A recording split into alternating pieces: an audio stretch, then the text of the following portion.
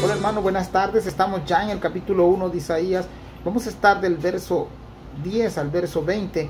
Recuerda que ya antes expuse los textos del 1 al 9 y recordamos cosas como al inicio, como Isaías es usado por Dios a través de una visión y cómo Isaías habla de parte de Dios y hace una comparación entre el buey, el asno, contra las personas.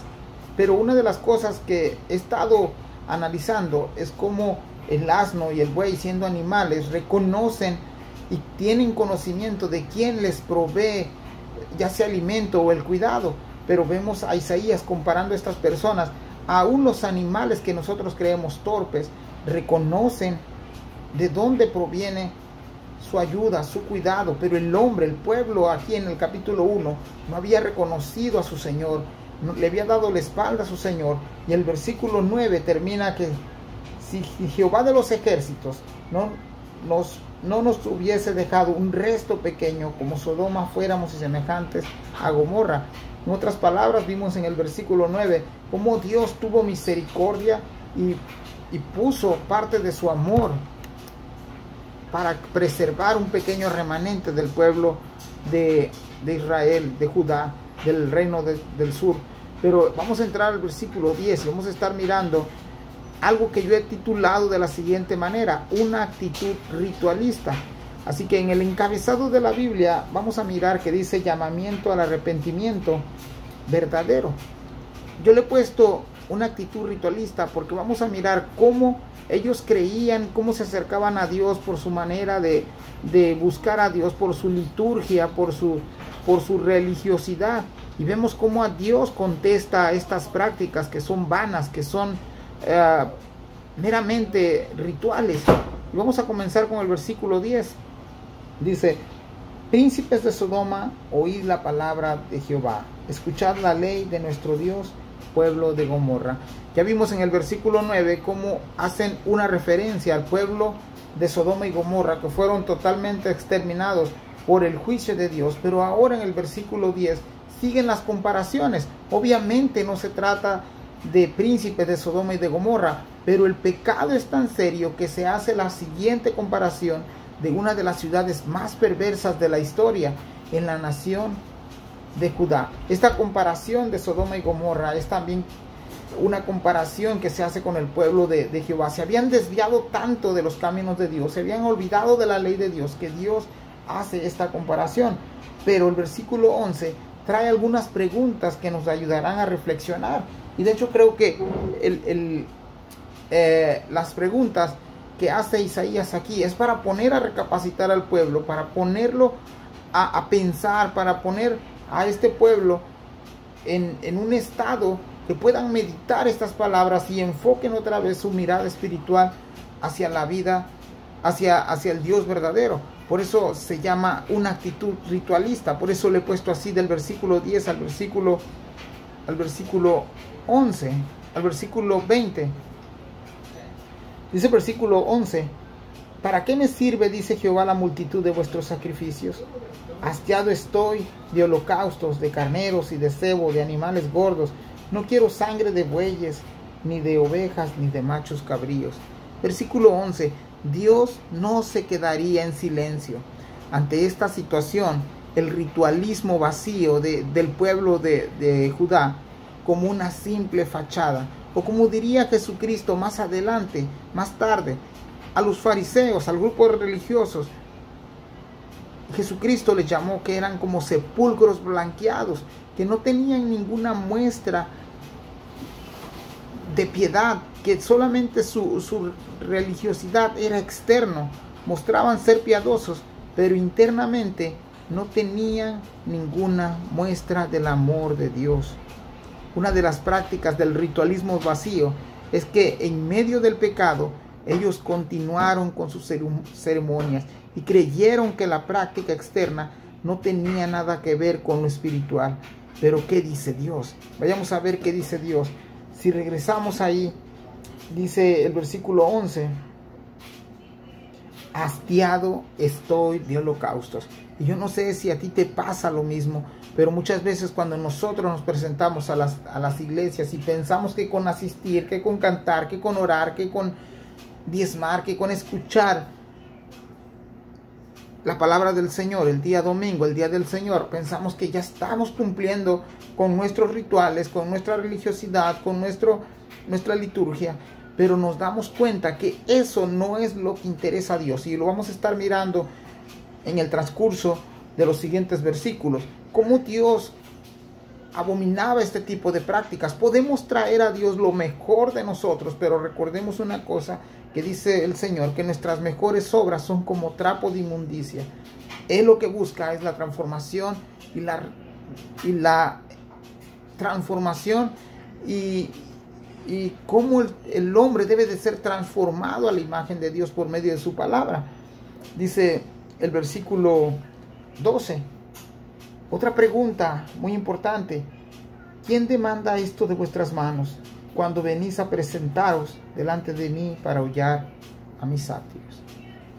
Dios ya había dado un decreto cómo se tenían que presentar delante de Dios. Por ejemplo, en Éxodo, miramos en Éxodo 23, 17, explícitamente el Señor había indicado ya a Moisés, es decir, 3 veces entrarán a mis atrios los varones. Vayamos ahí a Éxodo 23, 17 para comprobar este mandamiento de nuestro Dios. Éxodo 23, 17 dice: 3 veces en el año se presentará todo varón delante de Jehová el Señor.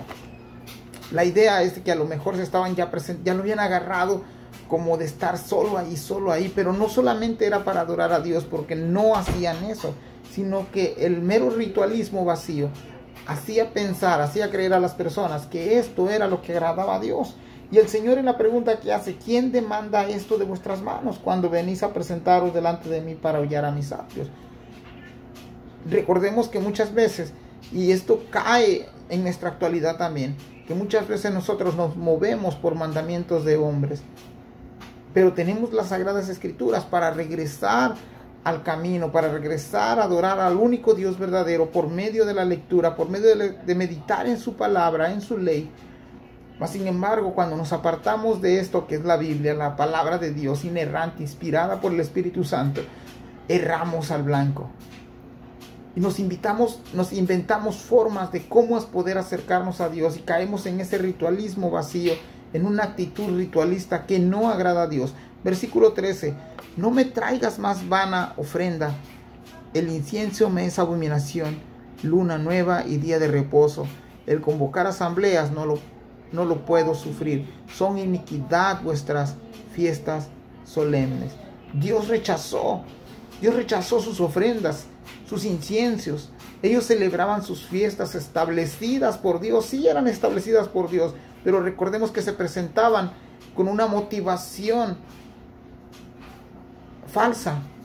La motivación únicamente era cumplir, nada más, llegar al templo, llegar a los atrios, cumplir, llevar su ofrenda, matar los becerros, sacrificar, hacer sus fiestas, pero simplemente se había ya transformado en un mecanismo para poder acercarse a Dios, pero su corazón, como más adelante nos va a decir Isaías, estaba lejos de Él. Y tenemos que tener mucho cuidado, porque cuando esto se presenta en nuestra vida, podemos caer en esa religiosidad vacía que no conduce a una relación sana con nuestro Señor. Dios rechazó sus ofrendas, sus inciensos. En otras palabras, dijo ahí, abominación. En otras palabras, dijo, me da asco. Las lunas nuevas, o sea, las fiestas que Dios mismo había establecido. Día de reposo, aquí equivale al día de descanso. El convocar asambleas. A veces pensamos que el estar todos los días en la iglesia, con eso agradamos a Dios. Pero ¿cómo está tu corazón? ¿Cómo llega a tu corazón? Dice el versículo 13, son iniquidad vuestras fiestas solemnes. Y va a mostrar una secuencia de este tipo de comportamiento en los capítulos 14, versículos 14 y 15. Dice el versículo 14, vuestra luna nueva y vuestras fiestas solemnes las tiene aborrecida mi alma. Me son gravosas, cansado estoy de soportarlas. El mero ritualismo, sus prácticas religiosas, hicieron que Dios la mirara como algo que le da asco, que abomina, como cargas. Dios dice, me son gravosas. Y Dios llegó a su límite de decir, basta ya. Basta ya. Creo que las aplicaciones que podemos sacar de estos versículos que estamos leyendo son muy importantes para nuestro contexto presente. ¿Cuántas veces vemos que nada más caemos en el mecanismo de asistir, de mandar? A veces ya ni vamos, a veces nomás mandamos nuestros diezmos o nuestras ofrendas o el regalo o las flores, y vemos que como Dios eso no le interesa. En el Antiguo Testamento vimos cómo Caín y Abel se presentaron ante Dios. Los dos llevaron ofrendas, pero tenemos que saber discernir. Una fue grata a Dios y la otra fue rechazada por Dios. Porque la disposición del corazón de uno agradó a Dios. El versículo 15. Cuando extendáis vuestras manos, yo esconderé de vosotros mis ojos. Asimismo, cuando multipliquéis la oración, yo no oiré. Llenas están de sangre vuestras manos. Y me quedo sorprendido con este versículo 15, porque cuántas veces a nosotros se nos había enseñado, o se nos ha enseñado, o se nos sigue enseñando, que tenemos que orar sin cesar. Y ese es un mandato que viene en la Biblia, no lo podemos cambiar. Pero una cosa es orar sin cesar, con nuestro entendimiento, con nuestro razonamiento, y conectados con el Espíritu Santo, hablar vanas palabrerías. Jesucristo en su ministerio condenó este tipo de actitud y dijo que muchas personas, hablando de los fariseos, muchos religiosos, repetían vanas palabrerías, vanas oraciones, porque eso se llega a transformar un falso ritualismo, una falsa ceremonia, un falso religión, una religión falsa, que creemos que por nuestras palabrerías Dios nos estará escuchando, pero vamos a estar atentos a lo que Dios nos va a decir a continuación, porque dice, vuestras lunas nuevas y vuestras fiestas solemnes las tiene aborrecida mi alma, me son gravosas, cansado estoy de soportarlas. El versículo 5, cuando extendáis vuestras manos, yo esconderé de vosotros mis ojos. Sigue diciendo el versículo 15, asimismo, cuando multipliquéis la oración, yo no oiré. Llenas están de sangre vuestras manos. El pecado hace que nosotros nos apartemos, más bien que Dios se aparte de nosotros.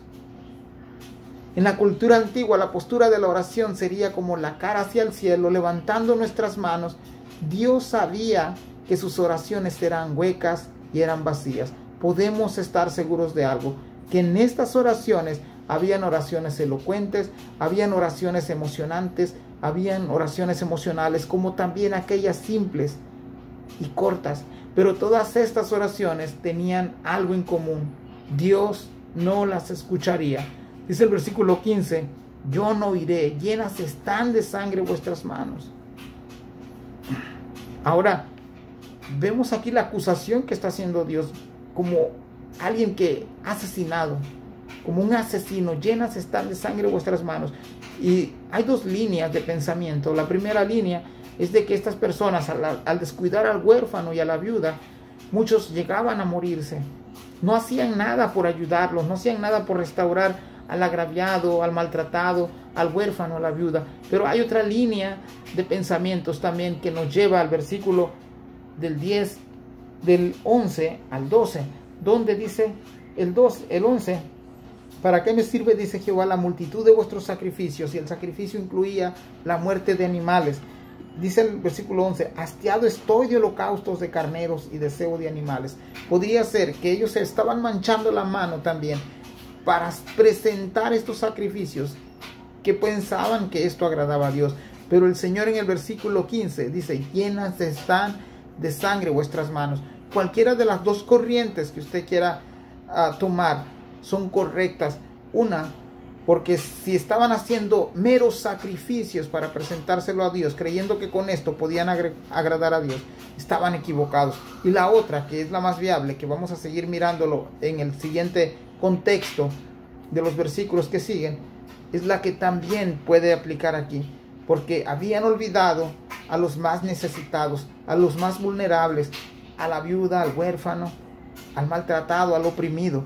Dice el versículo 16, lavaos y limpiaos, quitad la iniquidad de vuestras obras delante de mis ojos, dejad de hacer lo malo. Y esto a mí también me impactó, porque después que el Señor los confronta y les dice su pecado, hace un llamado al arrepentimiento. Y déjame decirte que mucha gente rechaza este llamado y lo seguirá rechazando aun cuando hay tanto mensaje de Dios ya por muchos medios. Y muchos se ríen, muchos nos critican, muchos se burlan de nosotros. Pero el Señor, Dios estaba diciendo en el versículo 16, haciendo la invitación a estos que vimos que tenían la mano llena de sangre, lavaos y limpiaos. Quitad la iniquidad de vuestras obras delante de mis ojos. Dejad de hacer lo malo. Este lavamiento y esta limpieza no solamente es de manos, tiene que ver con la limpieza interna. En Jeremías 4:14, búscalo conmigo y vayamos ahí a Jeremías 4:14. Y me da gusto que me estés escuchando. Le mando un saludo ahí al hermano Desiderio Ramos, que siempre nos está ahí escuchando y animando. Dice Jeremías 4:14, lava tu corazón de maldad, oh Jerusalén, para que seas salva. ¿Hasta cuándo permitirás en medio de ti los pensamientos de iniquidad? Te das cuenta que este lavamiento no solamente es externo, de lavarse las manos, como acabamos de leer en el versículo 15, sino que también tiene que ver con el lavamiento del corazón, con el lavamiento de nuestra mente, con el lavamiento de lo que pensamos. Y de hecho, más adelante, el apóstol Pablo nos va a decir que no nos conformemos a este siglo, sino que nos transformemos por medio de la renovación de nuestro entendimiento. Y una persona que se acerca a Dios con la actitud, con la motivación correcta, va a hacer lo siguiente: lavarse y limpiarse, quitarse la inmundicia, quitarse todo pecado. Y la invitación aquí es dejar de hacer lo malo. Vayamos al versículo 17. Dice, aprended a hacer del bien. Y es algo que nos ha costado mucho. Ellos estaban haciendo las cosas mal. Por eso el Señor le dice, aprended a hacer el bien. Tenían un sinnúmero de rituales, creyendo que eso era lo que a Dios le agradaba. Pero el verso 17 dice, aprendan a hacer el bien. ¿Por qué será tan difícil hacer el bien para nosotros? Estas cosas eran las que estaban haciendo, las cosas mal. No tenían un juicio justo, no ayudaban al oprimido, no defendían al huérfano y no miraban por los derechos de la viuda. El versículo 17 dice, aprended a hacer el bien, buscad el juicio, restituid al agraviado, hacer justicia al huérfano, amparad a las viudas. Más adelante también el apóstol Pablo hace... Y yo le doy gracias a Dios porque he aprendido mucho de este apóstol. De hecho, fue el apóstol a los gentiles y creo que nos explicó, por medio de Dios, del Espíritu Santo, lo utilizó para dejarnos muchas enseñanzas que muchas veces ni entendemos. Pero gracias a Dios que están ahí, porque por medio de esas enseñanzas podemos también entender y comprender el Nuevo Testamento. El apóstol Pablo da indicación también para las viudas de cierta edad, pero le muestra un historial ahí al que le deja encargado, que sean de tal edad, que hayan sido esposas de un solo hombre, que hayan criado a sus hijos en obediencia a Dios. Y eso cabe también aquí, porque muchas de las veces ellos tenían en la ley, en Éxodo, que no debían de abandonar al huérfano, que no debían de abandonar a las viudas, que no debían de abandonar al extranjero, al oprimido. Ellos estaban haciendo lo contrario. Versículo 19. el versículo 18, perdón, dice, venid, luego dice Jehová, y estemos a cuenta, y vuestros pecados fueren como la grana, como la nieve serán emblanquecidos, si fueran rojos como el carmesí, vendrán a ser como blanca lana. Este es el versículo 18. Leamos la invitación de Dios al pueblo. Dice, venid, luego dice Jehová, vénganse, apresúrense a venir y estemos a cuenta. Es como si el Señor dijera, vengan, vamos a platicar, vamos a ponerle fin a este asunto, escuchen lo que yo quiero de ustedes. ¿Te imaginas al ser más grande, al ser más sublime, al dueño del universo, al creador de todo el mundo, invitarte de esta manera, que Él esté dispuesto a tomarnos en cuenta a nosotros que somos insignificantes delante de Él? Esto es maravilloso porque Dios nos muestra su amor, no porque lo merezcamos, sino a pesar de lo que somos. Tú podrás pensar que esto es una locura, que el Dios dueño de todo, dueño de todo lo que existe, creador del universo, se tome el tiempo para invitarnos a ponernos a cuenta con Él. Pero déjame decirte que sí es la locura. La locura es rechazar al Dios infinito en sabiduría, infinito en amor, infinito en misericordia, infinito en bondad, infinito en gracia, infinito en poder. Eso sí es una locura, rechazarlo. Si pudiéramos resumir la frase siguiente: si fueren rojos como el carmesí, vendrán a ser como blanca lana. Si pudiéramos resumir en una sola palabra,